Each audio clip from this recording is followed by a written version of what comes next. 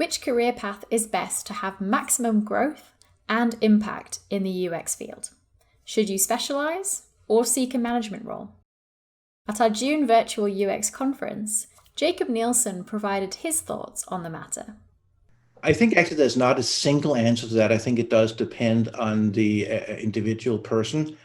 And but that's exactly in many ways is an answer because I think very traditionally speaking, the answer in old school thinking was, well, you have to become a manager. That's your promotion or your progression is to first become like a low level manager, then become a middle manager, then become a higher manager, and so forth. And that gives rise to this thing called the Peter principle, which is that people get promoted, because I do really good on this job. That means I get promoted to one more level. I do really good on this level. I get promoted to one more level. I do poorly in this level, so now I don't get promoted anymore. And you stay for the most of your career in the level where you're bad.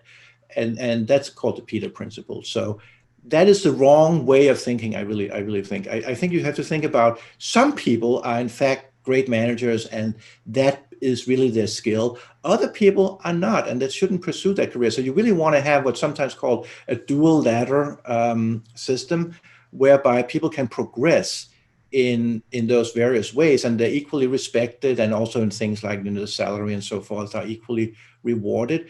I think that's really important, and so I can't say I could give a general advice, a general recommendation about this. It's also the case that individual variability is so much larger than any kind of group differences that you can't just say, well, if you're this type of person, you should do this. Well, it really is you, specifically you. And so that's not something one can answer in general. But there's definitely I think both are really valuable. Both have the opportunity. I mean, you become like a UX architect, really thinking deeply about the longer term plans for the product line, the design standards and so forth. A lot of things that are not so specifically management, but they're more like leading the design agenda.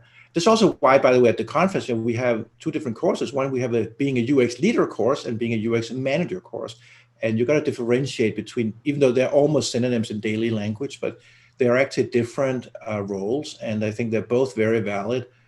And yeah, so I can't actually give the advice other than to say I do think both are things that you actually should consider, and just go by again individual differences in your own personality, and don't be guided by like 50 years ago the organizational man in the great flannel suit, I think was the name of it, that kind of very old school Madison Avenue or whatever thinking.